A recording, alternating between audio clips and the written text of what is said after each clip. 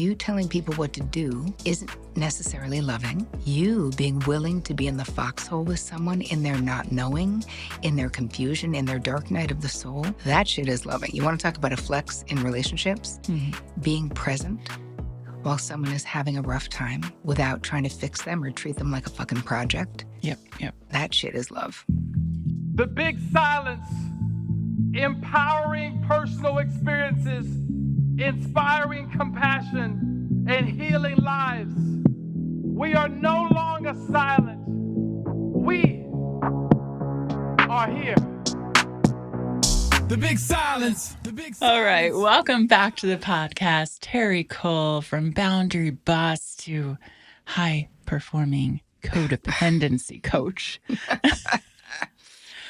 Welcome back to Austin. Oh, thanks, my friend. I know. So good when you text me and you're like, I'm going to be in Austin. You have this amazing book that just came out, Too Much, a guide to breaking the cycle of high functioning codependency.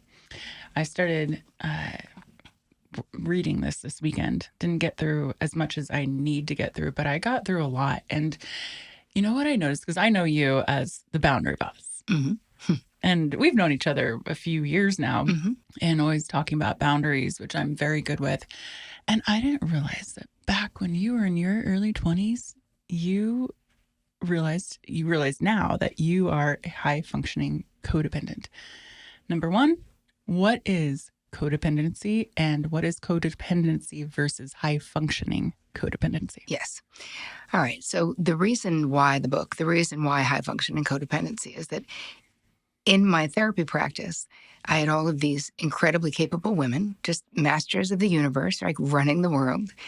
And if I would notice that they had a codependent behavioral pattern in a relationship and I would say it, they would immediately reject it and be like, hello, everyone's dependent on me. I'm making all the money. I'm doing all the moves. When something changes, it's because I change it. I can't possibly be codependent. So it made me realize they were being sort of unduly influenced by the Melody Beatty codependent no more. You have to be, enabling an alcoholic to be a codependent. So I realized this, the irony with high functioning codependency, which I will give you the definition, is that the more capable you are, the less this flavor of codependency looks like codependency, but it still is. So my definition of codependency is you being overly invested in the feeling states, the outcomes, the circumstances, the relationships, the finances, the career of the people in your life to the detriment of your own internal peace. So we make that distinction because it's not just all of us are lovers and daughters and sisters and friends. And of course, we're invested in the people that we love being happy. This is different. This is feeling responsible for what's happening in their lives or the way that they feel. And so when I changed the name, when I talked about high functioning codependency, my clients could all raise their hands without shame and say, I'm the problem, it's me. Not to quote Taylor, but I will. I was going to say, it's me. I'm the problem, it's me. Yes, I sing that to my husband all the time. All right. Okay. So let's go into, first of all, in page 101, you say HFCs are internal optimists, which I am, and I realize it's like, I am an internal optimist. We believe that we can always make things better, mostly because we have a hard time accepting painful realities as they are. So the eternal optimist, of course, is someone who thinks we're in denial of what is. And we feel like if we just work hard enough, if we just give enough, if we just do enough, that we can make it better. When you think about what are the behaviors of a high-functioning codependent, we are auto-advice givers. So if somebody has a problem, and even if they're not asking for our advice, we have grade A advice. I don't do that, though. Amazing. Maybe that's because I've realized, like, and I tell this to Bobby, I'm like, I'm going to express something, but I don't want your advice. I just want to vent And so, and I had to have that be a learned habit of mine Yep. to just listen versus thinking you can. And so maybe I'm in recovery. Yeah, that's what it is, because Yeah. that's the only thing we can hope for. Yeah. With this condition, this is, when people confuse this, where they'll say, maybe I'm just nice, Terri. Ever think of that? I'm like, no, buddy, because if you can't not do it, it's not you being nice. It's a compulsion, just like any other compulsion. Mhm. So if someone else's discomfort, their pain, their problem, their issue immediately creates an urgency in you, that's when you know you're really coming from a place of fear or a desire to control. Because at its foundation, any kind of codependency is an overt or covert attempt to control other people's outcomes. Mm. Mm. Right? So is codependency something that you're born with? Is it nature versus nurture? Where do we get this codependency? I don't think we're born with it. I do think, people, there's nature and nurture when it comes to, are you an introvert? Are you an extrovert? And then you have situational or experiential situations that add to it. When you think about codependency and think about the way most of us were raised, we were raised and praised to be self-abandoning codependents. Right? Be a good girl. Turn that frown around. Hey, if you don't have anything nice to say, don't say anything at all, right? So most girls in particular, they're like, be pleasant, be nice, be compliant, right? And be helpful. And that really does breed codependency, because what we're taught is to focus on the way other people feel, how other people think, what other people need. And when you're doing that, what you're not doing is focusing on what you want, how you feel, and what you need. But we get fulfilled by helping others. Okay. I don't know if fulfilled is the right word. Right. Because what's really happening is that someone else's pain or discomfort or unhappiness is making us feel some kind of way that we don't want to feel. So instead of feeling those feelings and like dealing with the fact that your friend, your sister, your partner is in a bad way and being like, okay, what can I do? Right? Because instead of auto advice giving, we can always say, how can I best support you right now? Or what do you think you should do? As opposed to immediately offering it up. So I think that the illusion of control when we offer our grade A advice or when we offer to take the thing on, we're always willing to take one for the team. If you're an HFC, you're like, it's fine. It's not a big deal. I'll do it. I'll do it. I'll do it. That's like a mantra for HFCs, or I got it, right? I got it. I'm currently in a situation with my business of being an HFC. Yeah. Oh, you absolutely can be. It's so funny. It's not just people. So are we fulfilled? I feel like it creates temporary internal peace to like handle someone else's problem, because now I don't have to be agitated because of your pain. But is it fulfillment? I'm going to say no, because I've seen what happens when people do this for decades on end. And instead of fulfilled, they feel angry, they feel underappreciated, they feel bitter, they feel used, which is not how we want to end up feeling in our 50s and 60s, you know? So what would the difference be? You talk about, you mentioned about caretaking. So what could the difference be between being a caretaker and an HFC? Like, where does that boundary cross? Well, we have to look at, so you're saying, what is caring versus codependency? And we have to look at, the first thing we look at is, how do you feel about what you're doing? If you, as the person doing it, if you're resentful, right, we immediately do a resentment inventory. Because the questions, and these are questions that I give you in the book to ask yourself, can I do this? Can I take this action? Do I have the bandwidth to do this without becoming resentful? And do I even want to do it? Because so much of the time, we're doing stuff we actually don't want to do, but we don't want it to go undone, or we feel like it must be done and it must be us because no one else is going to do it if we don't. You know, there's lots of reasons that we keep this behavior going. But I think the question is, A, are you doing things for people that they can and should be doing for themselves? right? And that could be anybody. That could be a sibling. That could be a kid. I mean, there's a lot of parenting stuff here with HFCs. And can I do this without becoming resentful? Ooh, that word resentment, I feel like it's such a big word because I feel like from myself, I do things because I think I want them done and I want them done right.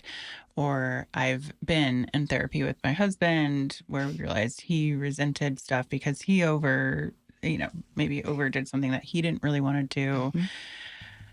And let's like back this up a little because you're Terri Cole, psychotherapist. Yeah. Genius. You have all the answers.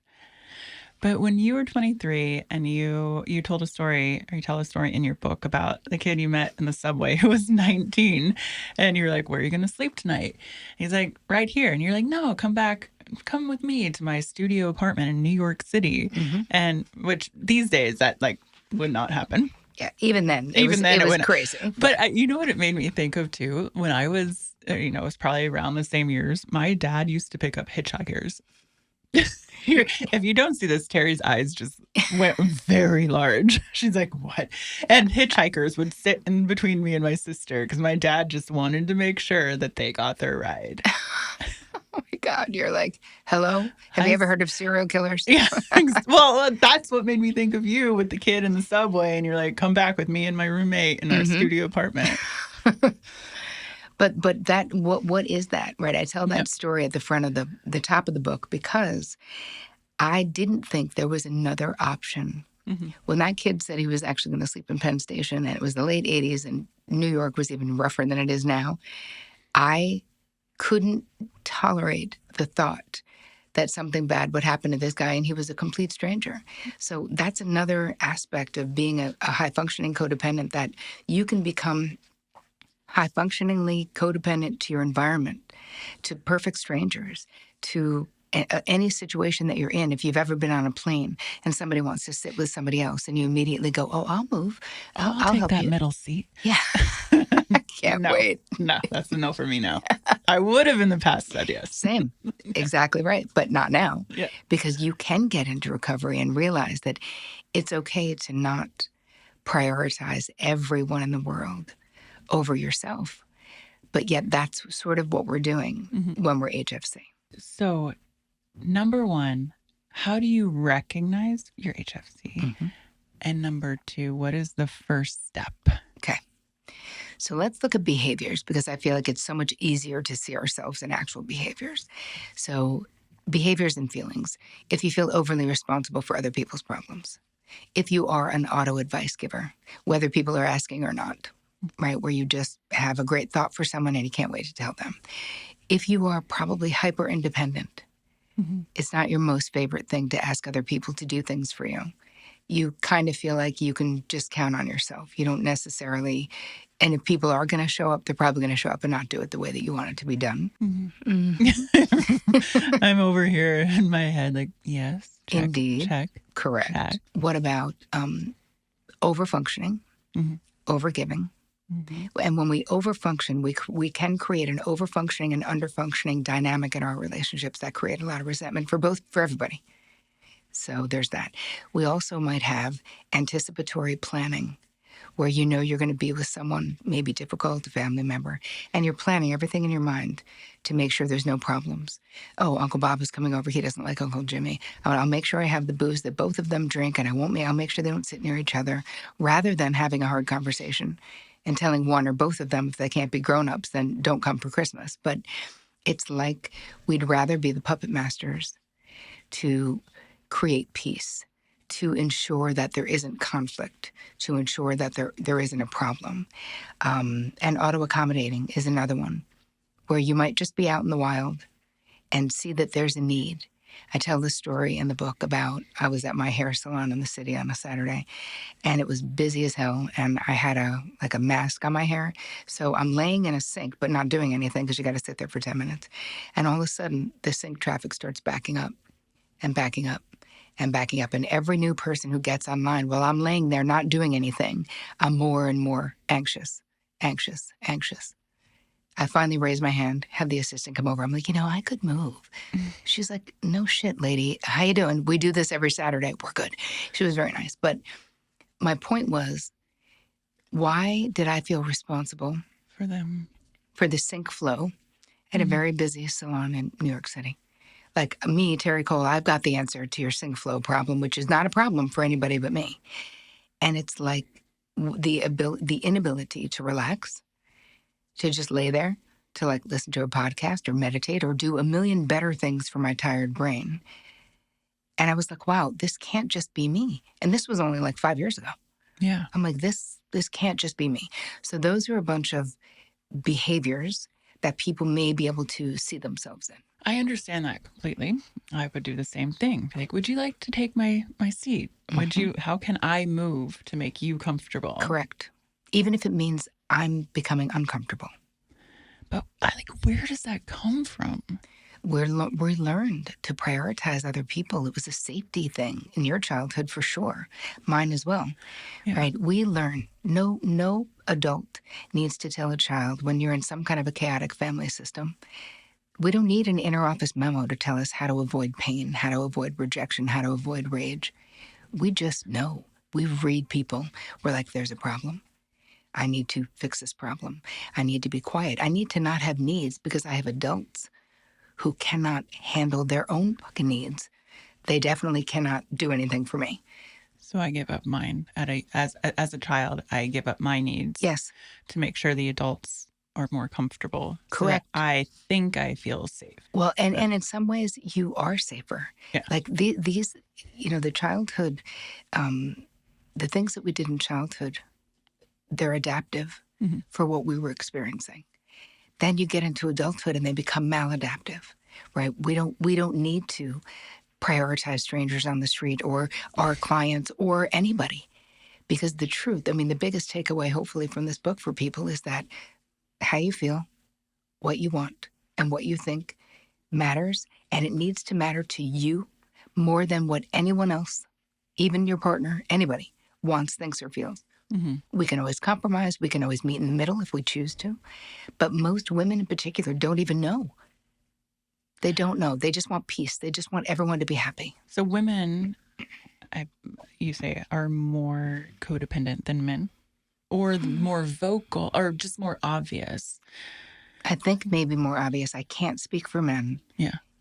But yet I've had a lot of men already reach out to me to say, I've been interviewed by lots of men already for this book, and they're saying, I'm identify and am male, and I am an HFC for sure. So I know, I just wrote it from the point of view of what I know most, which is I'm really an expert on women's experiences, but I do think that men are certainly raised and trained different. Now, they have a different reason why they might be codependent, right? If there's all this pressure that they're supposed to be the provider and they're supposed to, right? So that can also create the way that men are socialized. And I feel like this is changing quite a bit, thank God. But I see how that can also create high-functioning codependence.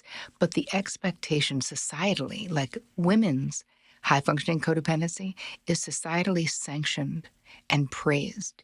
It is celebrated that we would give the shirt off our back to anybody, right? The more self-sacrificing, the better. I want to talk about more, if we can talk about men's mental health and codependency and childhood. And you may have the answer or not, but I had a really deep conversation with Bobby last night about his relationship with his father. So for men, or maybe women are listening and they have a partner who maybe doesn't speak out about codependency or something to recognize. I don't know where I'm going here, but I'm feeling like something from my conversation where, and Bobby, I'm sorry, I'm putting you on the spot because it means a lot to me for everybody's mental health, but childhood and codependency, from like how you can recognize that in a father-son relationship. Codependency itself, or how you can become codependent because of a disordered or a dysfunctional relationship with a father figure. There you go. Okay. So that's what I thought you meant. Well, when you think about behavior and what does it mean, part of my codependency, even though I'm a woman, was, having a father who was emotionally unavailable.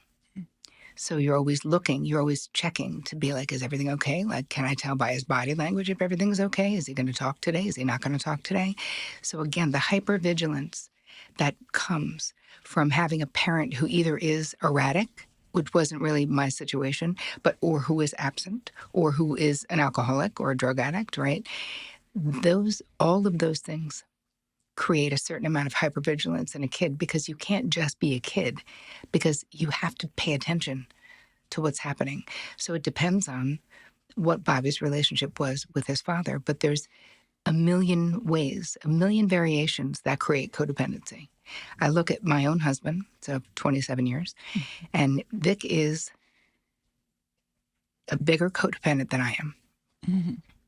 Partly he was widowed with a 5, a 3, and a 9-month-old. So, there's reasons. I understand also why women, to a degree, especially if anyone who's raised kids or raised younger siblings, right, you have to be dialed into people's feelings.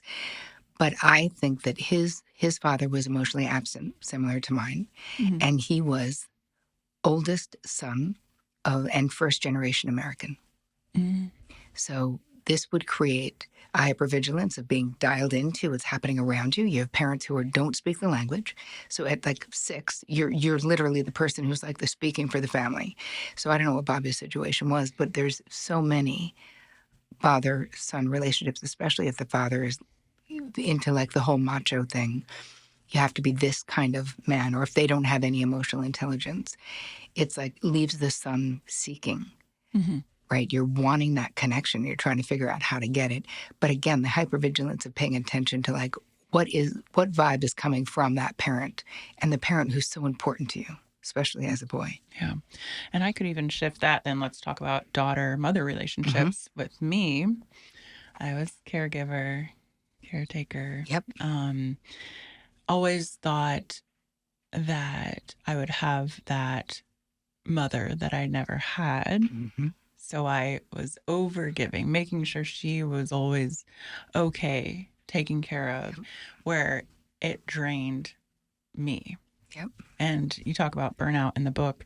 And I think it was a lawyer client of yours you write about in the book, and her burnout of taking care of family so much that she forgets to take care of herself, and then goes into like having panic attacks. And I mean, I started having panic attacks like I've never had. And I also went and got the or whatever, my heart checked out. Oh, yeah. And I was like, I'm dying. They're like, no, you're having a panic attack. You need to chill out. What are you doing in your life? And so I think that's one of the symptoms of this. So let's speak a little bit more about that and how you caretake, overgive, where you abandon yourself. Well, this is really the part where we're talking about the cost of being a high-functioning codependent. What is the cost to you? So what I've seen over the 27 years of being a therapist is burnout, for sure, bitterness, for sure, but also autoimmune disorders, MS, cancer, insomnia, TMJ. Like, there are so many physical... TMJ. Yeah, same. Literally. Because even when you get into recovery, it's like there's a certain amount of effort that you have to put into staying in recovery, So I think that the cost, it's not just a cost to our physical selves, even though that's there. The psychological cost of being burdened, of being so exhausted. And what ends up, I see this cycle. You know, everything seems to have a cycle. Yep. With high-functioning codependent clients, I see a cycle where they have too many fucks to give to too many people for too long, and then just the pendulum swings, and they smash into a wall, and either there's a physical crisis or just a psychological one where they have no fucks to give anybody, where they're just so angry at not being able to control everything, or at having the expectation that it will all be on them, even if they created the expectation, which is what we did. Like, we have taught people how to treat us. And then we're like, and why did they treat us this way? Because we allowed it. And we told encouraged them they it. could. A lot of times we literally set it up. Yeah.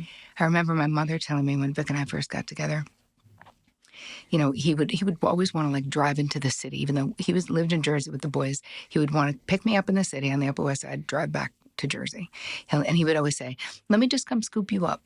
And I would say, well, that doesn't make sense. I can just go to Penn and I'll take a 20-minute train, you know?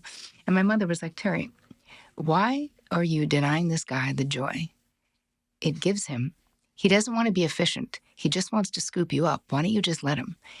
And I started receiving, because as HFCs, we're shitty receivers. Mm-hmm. We're great givers. We're not the best receivers. And why is that? Because it makes you vulnerable. Right, because you want to be independent. Even to this day, Bobby's like, I'll pick you up from the Austin airport. I'm like, no, I can take an Uber. I got it. He's like, no, I'm picking you up. Right. And I'm like, okay, why does that make me feel uncomfortable? Yep. Well, part of it is, I think, and this is having, tens of thousands, it feels like clients at this point have had this experience, not wanting to be a burden. Yeah. I'm like, no, don't waste your time. I don't want to bother. Yeah. You. But I don't think it's a burden to go pick up Vic from the airport. He always picks me up. I mean, I'm way alone. All the years later, you're way past it. But for so long, you resisted. And my mother said, Tara, if you keep rejecting his offers, the offers will stop coming. And you will end up like me, doing everything and doing it for yourself, by yourself. Yes, Bobby, please pick me up. Exactly. Thank you. Thank you. Thank you, babe. Thank you for being so thoughtful. And for wanting, this is where the mutuality is. Because when you think about what are we looking to do when we get into recovery from high-functioning codependency, we want to go from codependency, where there's unevenness in the relationships, to interdependency, which is like a healthy dependency, where you pick Bobby up from the airport, he picks you up from the airport. I don't, though, by the way. And he knows that. But maybe he doesn't care. But you do something that makes him feel cared for, right? Yeah. Like there's the mutuality of he can depend on you for the thing he wants to depend on you for, and vice versa, where it isn't just one person sort of overextending themselves in the relationship, which when you're high-functioning codependent, it's all about control, even though we don't like to think of that. But that's the truth. We are trying to control other people's outcomes because we don't want bad things to happen to the people that we love, and we don't want them to feel bad. So anytime you think in your mind about anybody else, you think, I don't want them to think, or I don't want them to feel.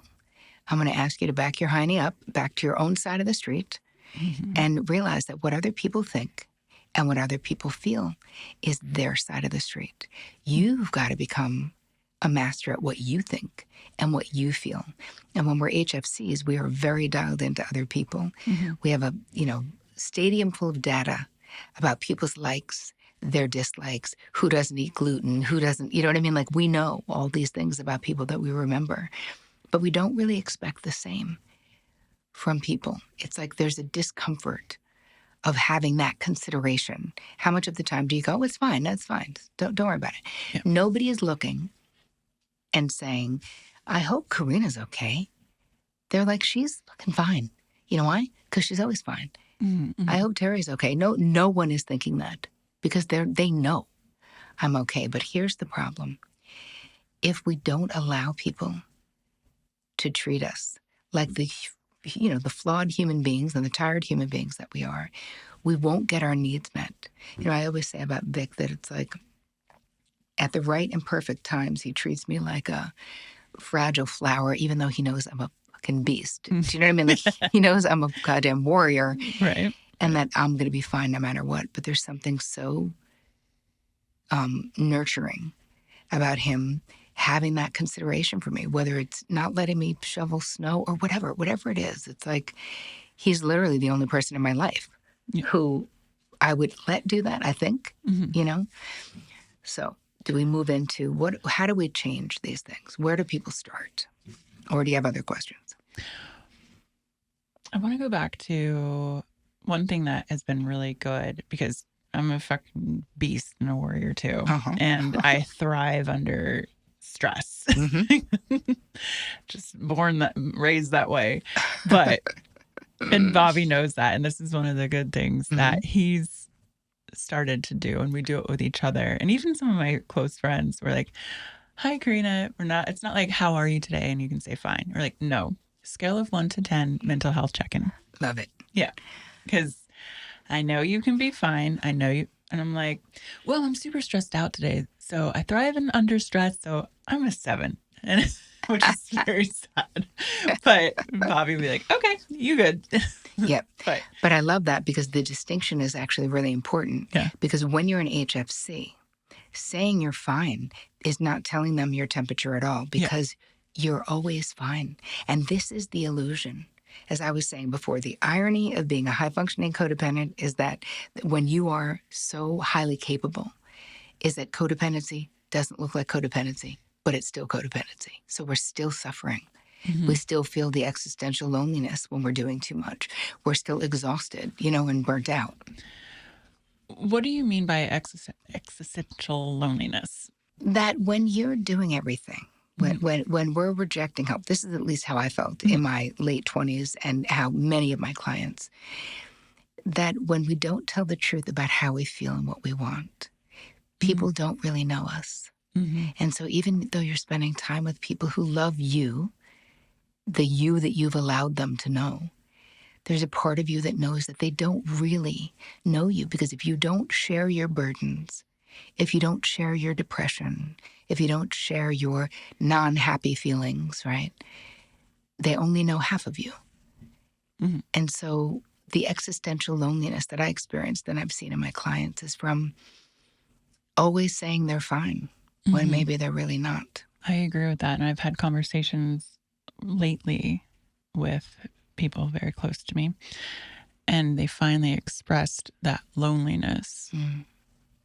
But it wasn't until they then, you asked the question, well, why do you feel lonely? Can you share with me?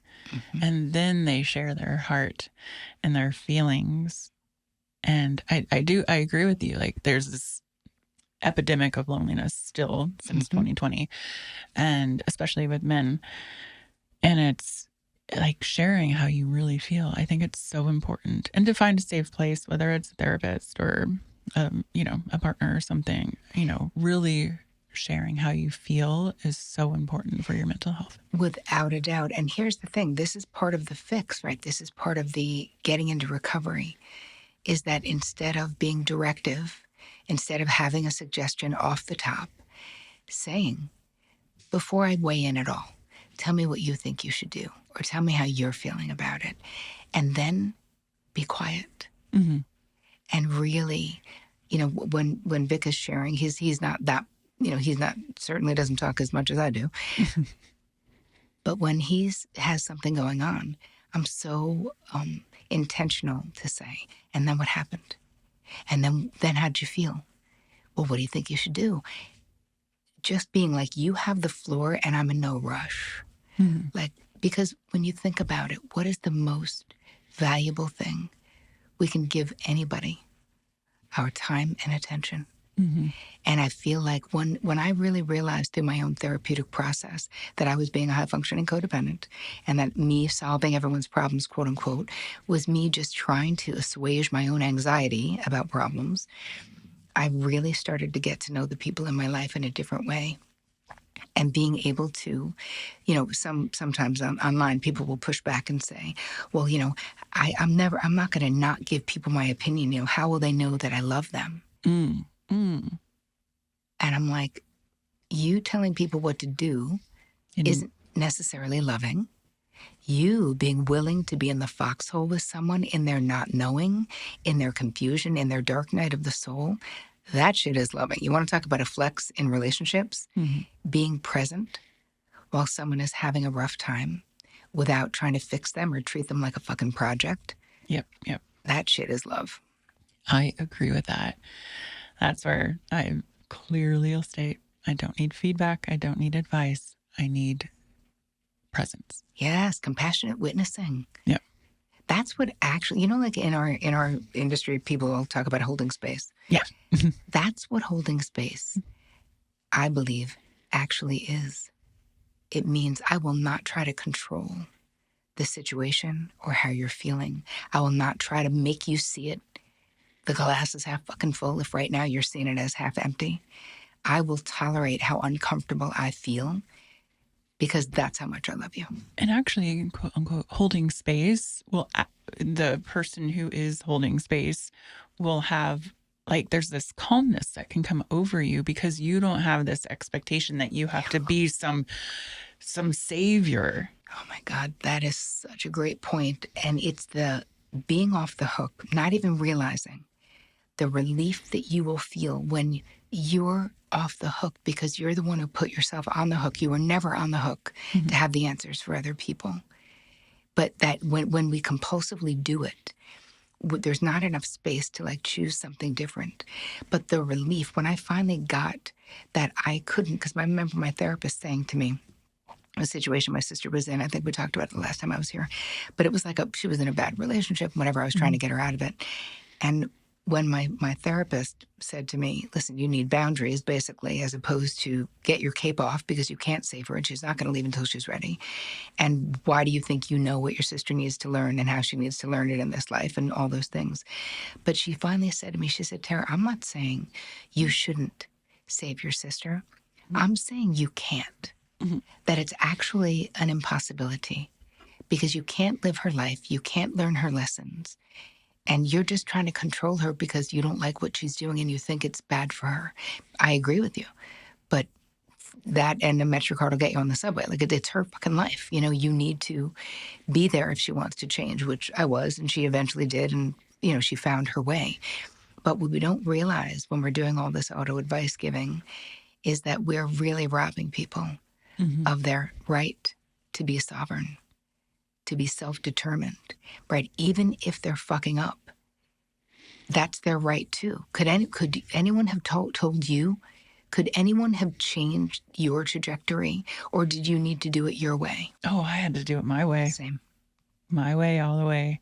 Yep. And even now in certain relationships or business, like I'm doing it my way. I'm very self-aware. I know why I make the choices I make and the risks I take.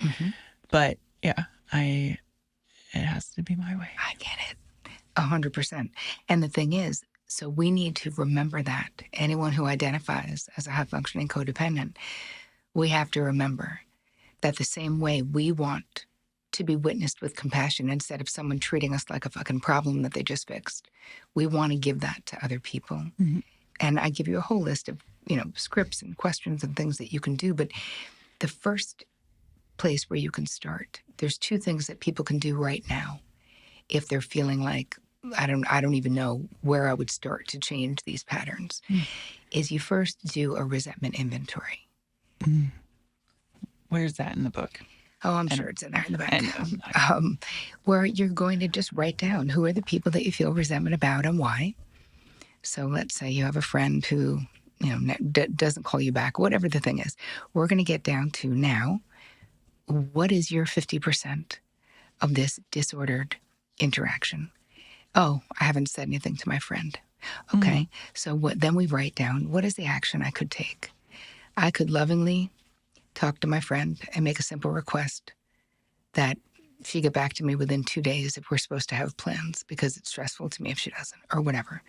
Like, there are things that we can do, but what you're going to see in your resentment inventory is that the same people might show up a bunch of times, and then some people might not be on there at all. Because a lot of times we'll have, conflict with certain people.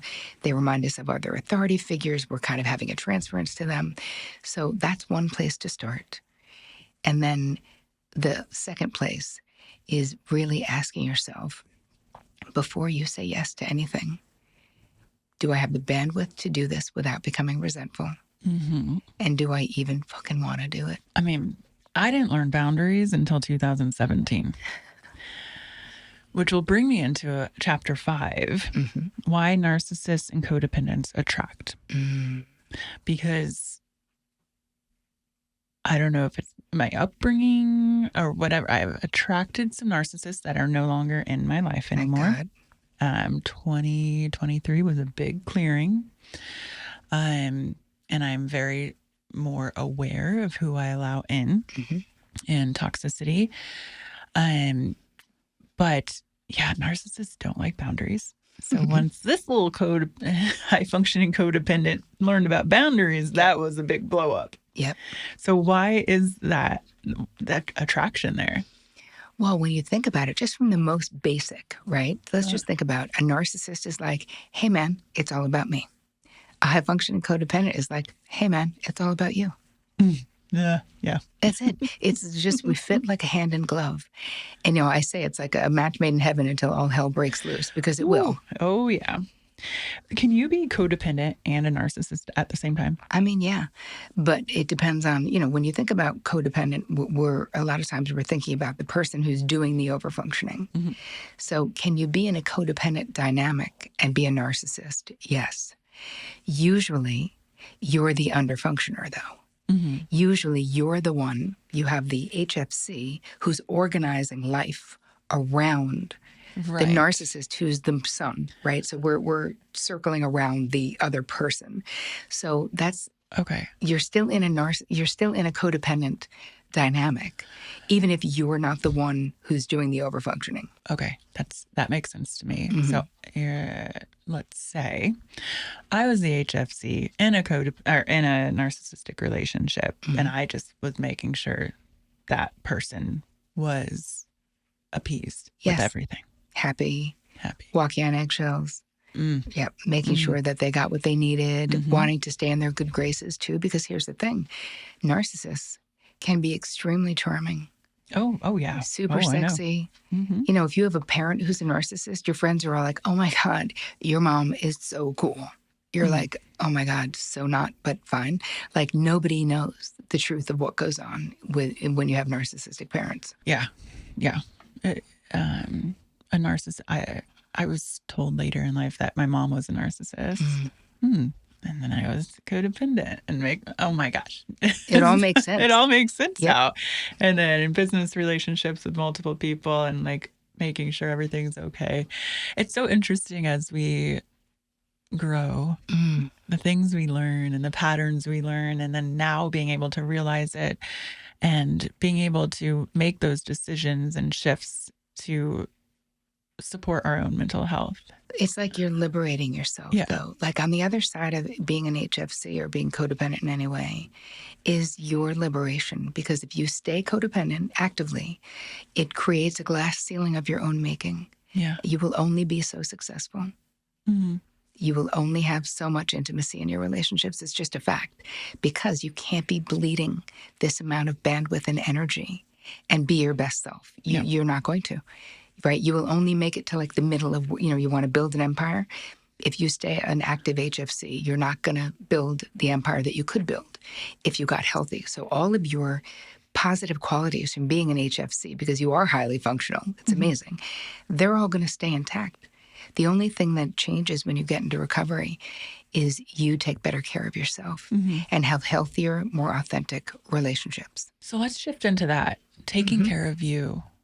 Being your best self, saying yes to you versus saying yes to them, and not feeling guilty. And listen, you may not be able to do it without feeling guilty, but it'll get less and less, right? Like we transform.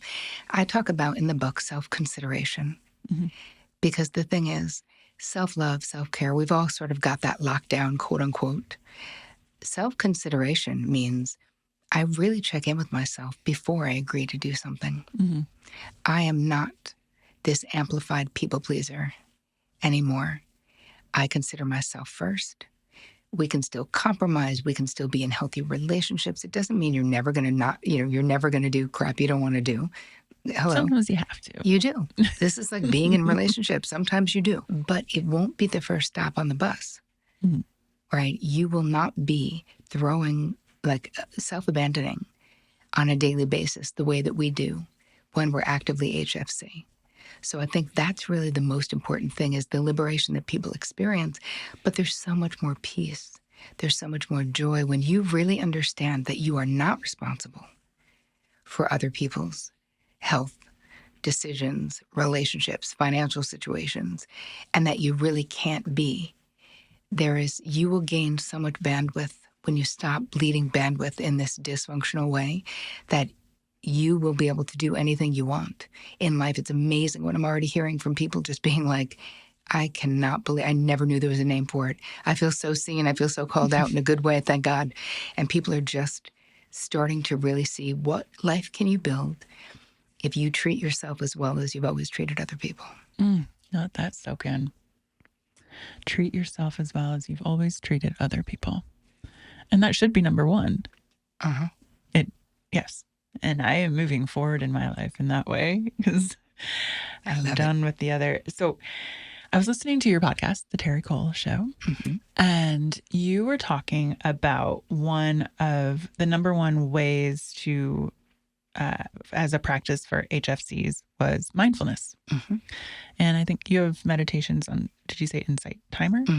Yeah. So tell me about why mindfulness is so important. Yeah, I mean, this is probably the biggest accelerator of your mental health, of you getting better, of you getting into recovery from being a high-functioning codependent.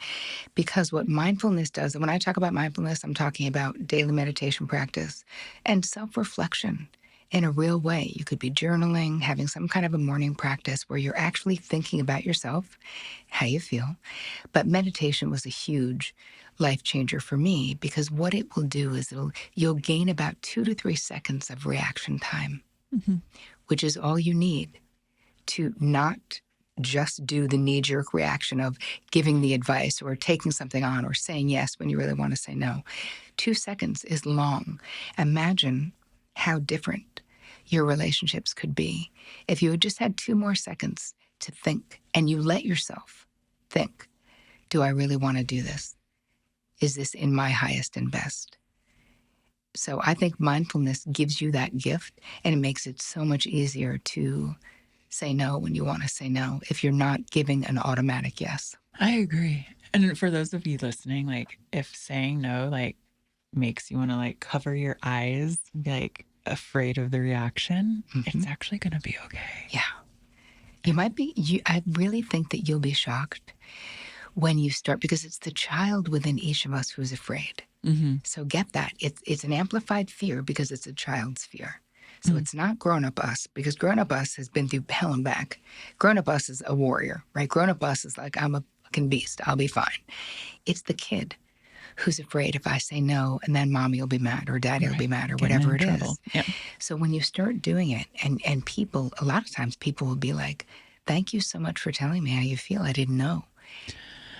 I have realized when you're not dealing with a narcissist that if you actually say, no, I actually am, just for me, I can't do this, you actually get a lot of respect. Yeah.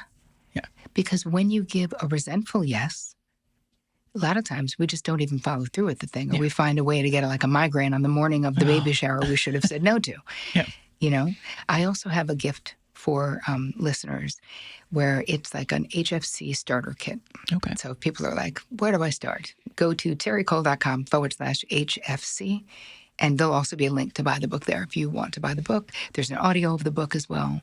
I really feel like this is starting a revolution of mental health for women, at least in my sphere. From the feedback I'm getting, I'm really so excited. Yeah. And we'll put all those links, of course, in the show notes.